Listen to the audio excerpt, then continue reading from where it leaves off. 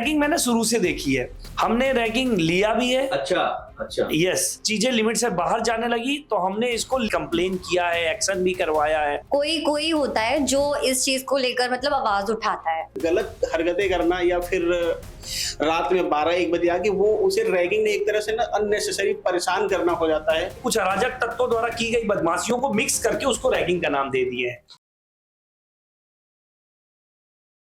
नमस्ते, मैं हूं दिग्विजय सिंह और इस समय आप बैठे हुए हैं न्यूज पथ की एक छोटी सी टीम के साथ। मुद्दा बड़ा गंभीर है, लेकिन उस मुद्दे तक पहुंचने से पहले कुछ हेडलाइंस मैं आपके साथ शेयर करना चाहता हूं। सोनीपत की जिंदल यूनिवर्सिटी में रैगिंग, 6 पर केस। सीनियर्स ने जूनियर स्टूडेंट से की मारपीट। अब से ठीक 24 मिनट पहले की खबर है। एक और खबर, नामी यूनिवर्सिटी में छात्र से रैगिंग, सिर पर बोतल मारकर हत्या। 2 घंटे पहले की खबर है। एम्स में फर्स्ट ईयर नर्सिंग छात्रा के साथ रैगिंग, हिम्मत जुटाकर डायरेक्टर से की शिकायत। एम्स की खबर है जहां रैगिंग हो रही है, 20 घंटे पहले की खबर है। और अगर आप रैगिंग डाल के इसको स्क्रॉल कर देंगे ना, तो आपके सामने इतनी खबरें निकल कर आएंगी कि आपको लगेगा कि वाकई पूरे देश में सिर्फ रैगिंग ही हो रही है। तो आज इसी मुद्दे पर बातचीत करने के लिए हमारे साथ कुछ लोग मौजूद हैं कि रैगिंग वास्तव में किस तरीके से छात्रों की मानसिकता पर गहरा प्रभाव डाल रही है, कैसे होनहार छात्रों को तोड़ने का काम कर रही है और वो अपनी फील्ड को छोड़ने की सोचने लगे हैं। तो इस विषय पर बात करने के लिए हमारे साथ कई गेस्ट मौजूद हैं, कई बहुत अच्छे छात्र भी मौजूद हैं। रितेश और श्रीवास्तव हैं। सबसे पहले आप ही से पूछूंगा, रितेश, ये जो रैगिंग है आपकी, पहले तो क्या आप जब कॉलेज में थे या आपने जो पढ़ाई, आपका जो बैकग्राउंड है, कभी आपकी भी रैगिंग से आपका आमना सामना हुआ है? बिल्कुल।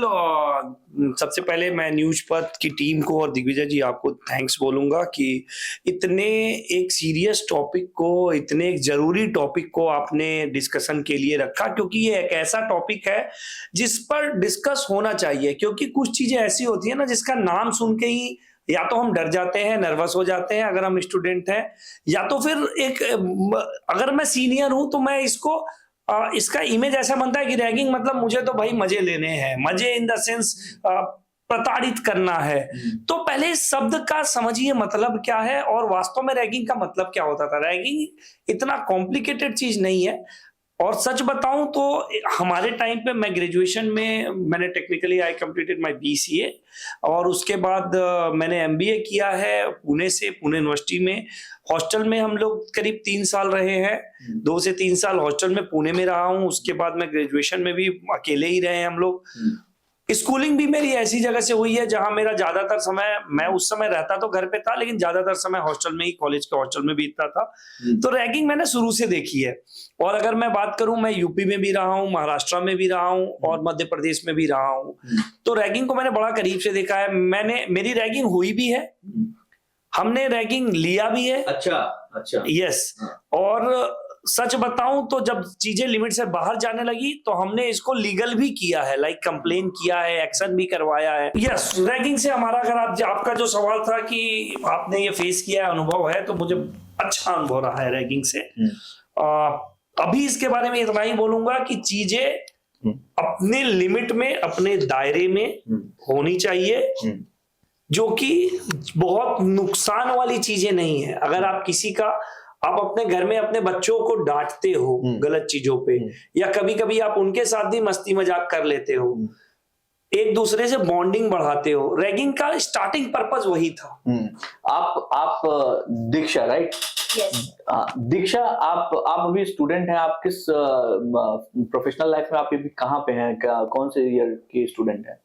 मैं कॉमर्स में हूँ और मेरा ये 2nd ईयर है, मैं बीकॉम कर रही हूँ। तो आप स्कूलिंग से लेकर अभी तक यहाँ तक आते रैगिंग सुनी है आपने? रैगिंग, हाँ, मैंने सुना है। तो कभी आप इससे 2-4 भी हुई हैं? अभी तक कभी रैगिंग हुई है आपकी? नहीं, मेरी तो नहीं हुई है, पर मतलब जैसे मैंने देखा है जैसे और लोगों की हुई है। अच्छा। हाँ, तो मैंने वो चीजें देखी हैं। क्योंकि कोई होता है कि वो कोई होता है जो इस चीज को लेकर मतलब आवाज उठाता है, वरना नॉर्मली सर डर जाते हैं लोग कि कभी मतलब अभी अगर हमने बोल दिया तो बाद में हमें इससे भी ज्यादा फेस करना पड़ेगा।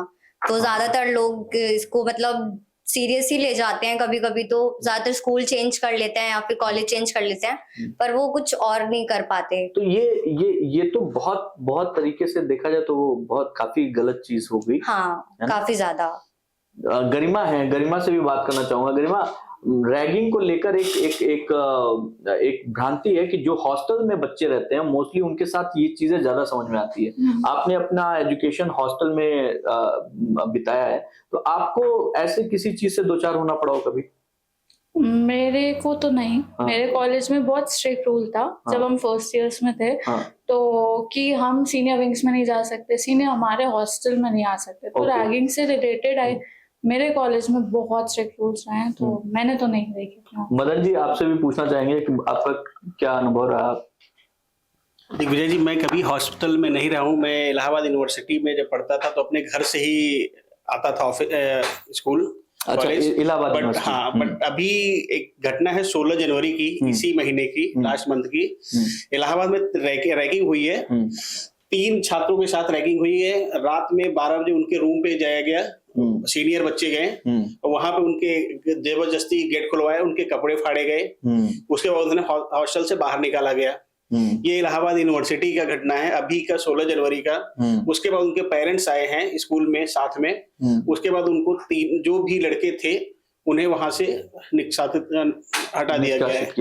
हाँ, निष्कासित किया गया। फिर तो रैगिंग कभी अच्छा, अगर सही तरीके से इंट्रो के नाम पे रैगिंग हो रहा था वहां पे, अगर सही तरीके से किया जाए इंट्रो या फिर जो भी था सही था। बट एक तरह से अगर गलत हरकतें करना या फिर रात में 12-1 बजे आके वो उसे रैगिंग ने एक तरह से ना अननेसेसरी परेशान करना हो जाता है, जिससे कई बार इतने हद तक चीजें चली जाती हैं कि लोग परेशान होकर या फिर सुसाइड कर लेते हैं, या फिर वो रैगिंग नहीं और किसी मोड पे चला जाता है, तो प्रॉब्लम हो जाती है दोनों के लिए। एक आंकड़ा है जो मैं आप लोग के साथ, दर्शकों के साथ शेयर करना चाहूंगा, आप सबके साथ शेयर करना चाहूंगा।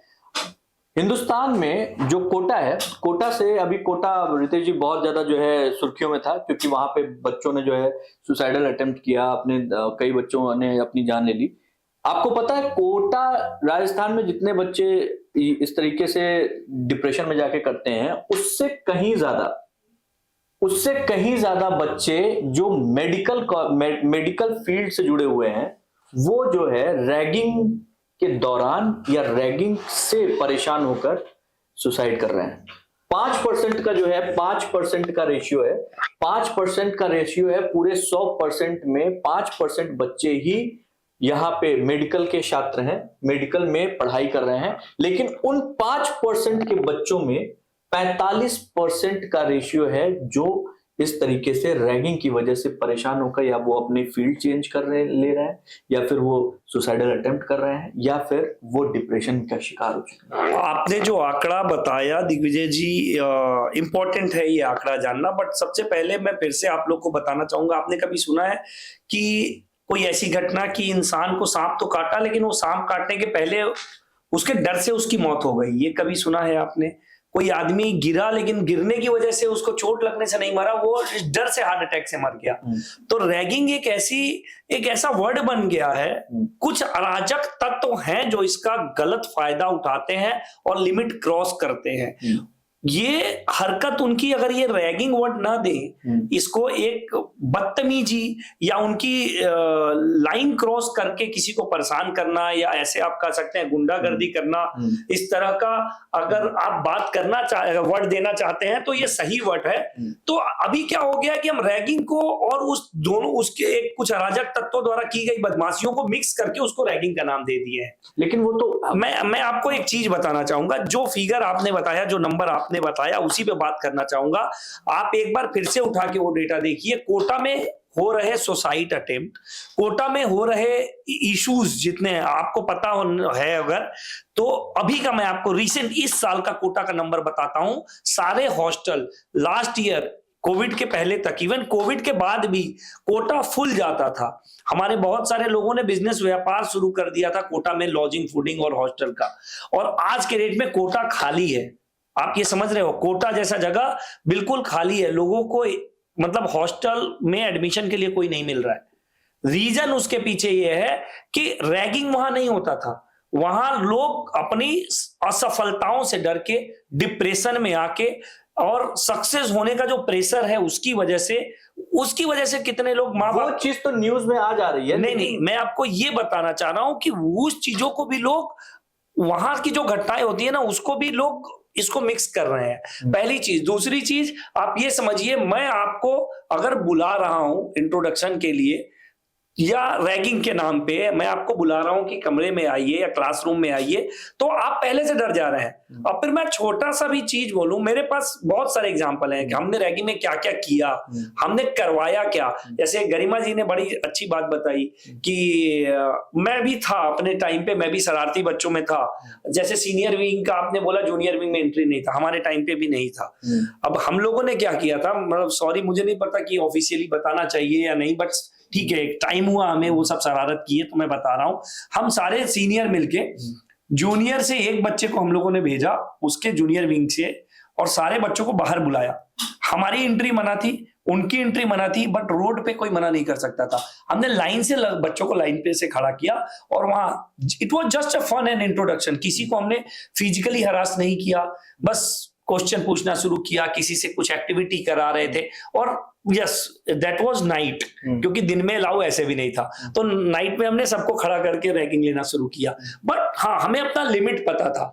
और इत्तेफाक ऐसा था कि उस समय किसी ने जूनियर में से किसी ने वार्डन को, हॉस्टल के वार्डन को फोन कर दिया, गाड़ी आई, हम सब फिर भाग गए। तो वहां कुछ पर्सनल नहीं हुआ, कोई किसी को हरास नहीं किया, लेकिन हाँ इतना समझ में आ गया, मैं जूनियर में सबको, हम सब पहचान गए कि जूनियर में कौन कौन है, जूनियर पहचान गए सीरी में सीनियर कौन है। तो कैंपस के अंदर ना एक रिस्पेक्ट सामने वाले को पता होती है, वो रिस्पेक्ट सिखाया जाता है। और आपको बताऊं, अगर आप प्रेशर की बात करते हैं तो कॉलेज के बाद ना इससे बड़ी रैगिंग होती है जो लाइफ लेती है। ये आपको खुद को मजबूत बनाना पड़ेगा। रितेश जी, मैं सिर्फ ये जो आंकड़े बता रहे हैं ना, आंकड़े, ये जो है कि आप रैगिंग के नाम पे आपने तो एक लिमिट आपने कहा कि भाई वो क्रॉस नहीं करनी है, लेकिन वो लिमिट लगातार क्रॉस हो रही है, और इतनी जबरदस्त क्रॉस हो रही है कि लोगों की जान चली जा रही है। सर वो इसलिए जा रही है, मैं आपको फिर से यहीं पे बता रहा हूं, वो इसलिए जा रही है, पहला हमारा कॉन्फिडेंस लेवल, मेरी रैगिंग आप लेने आ रहे हैं, मैं कॉलेज में एडमिशन ले रहा हूं, मेरा कॉन्फिडेंस लेवल लो, मैं बहुत डरा हुआ हूं, मैं रैगिंग वर्ड से डर जा रहा हूं, पहली चीज। दूसरी चीज, वो जो अराजक तत्व हैं, जो नॉनसेंस कुछ लोग हैं जिनके वजह से पूरा कॉलेज या पूरा सीनियर बदनाम हो रहा है, उस पे आप लीगल एक्शन लीजिए। नहीं, ये कैसे होगा? अब मैं बताता हूं कैसे होगा। हम लोगों, मैं अपना ही एग्जांपल लेता हूं अपने कॉलेज का। हमारे कॉलेज में मेरे सीनियर जब आए थे रैगिंग लेने, ठीक है, हम लोगों ने तो बाद में लिया, हमारे सीनियर जब आए थे उन्होंने भी कुछ ऐसे ही किया। रात में वो कॉलेज में हमारे सबके रूम में ग्रुप बना के घुस गए और स्टार्ट कर दिया उन्होंने रैगिंग लेना। कुछ मतलब उसमें एक आध सीनियर ने लिमिट भी क्रॉस करना शुरू कर दिया। ठीक है, तो अपने सबको इतना पता रहता है कि हमारा काफी सारे फ्लैट्स थे, पूरी विंग थी, उसमें चोरी छुपे वो घुस गए। तो उसी में से एक जूनियर ने पुलिस को फोन कर दिया। आप बिलीव करेंगे, उसी रात को जितने सीनियर थे जो बदतमीजी कर रहे थे, कोई वॉशरूम में जाके छिपा था, कोई कहीं, पुलिस खींच के पूरे सीनियर को बंद की थी थाने में। और अगले दिन हम लोग को बुला के वो लोग माफी मांगे, लेटर लिख के हम लोगों ने दिया कि नहीं ठीक है, अब इनका करियर ना खराब किया जाए, इन्हें छोड़ दिया जाए।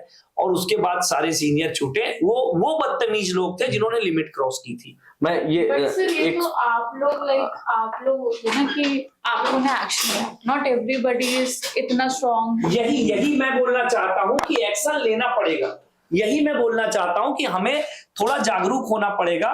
कुछ लोगों की वजह से, मैं सारे सीनियर को खराब बोलूं, एक रैगिंग वर्ड जो अभी इतना क्रिटिकल बन गया है, खैर गवर्नमेंट ने भी उसके रूल बना रखे हैं, ठीक है, वो इसलिए क्योंकि लोग सुसाइड करने लगे हैं। वो चीज नहीं चाहिए। आप समझिए, हमें आपको मजबूत थोड़ा बनना पड़ेगा। आप कॉलेज में चलो, आपको किसी ने 2 क्वेश्चन कर दिए या थोड़ा मेंटली हरास कर दिया, मेंटली की बात कर रहा हूं, अगेन मेरा कहना है physically harassment is not at all acceptable. Mentally harass थोड़ा सा कर दिया, थोड़ा प्रेशर दे दिया काम को लेके, तो हम परेशान हो जाते हैं। कॉर्पोरेट लाइफ में और एक्चुअल लाइफ में लाइफ आपकी कितनी रैगिंग लेती है, कौन से कॉर्पोरेट में आपका सीनियर या जूनियर आपको काम देता है, एक्स्ट्रा वर्क देता है, तो आपका मैनेजर उसको नौकरी से निकालता है, या क्या काम होता है बताइए? कौन सा एक्शन लिया जाता है और कौन सी गवर्नमेंट के रूल चल पाती है? नहीं, तो जिस तरीके से ये जो सब्जेक्ट है, ये सब्जेक्ट है बड़ा गंभीर। कई लोग मानते हैं कि रैगिंग की वजह से आप एक दूसरे का इंट्रोडक्शन होता है, सीनियर जूनियर से मुलाकात करता है, बातचीत हो सकती है। कई लोगों का मानना है कि रैगिंग पूरी तरीके से बंद हो जानी चाहिए।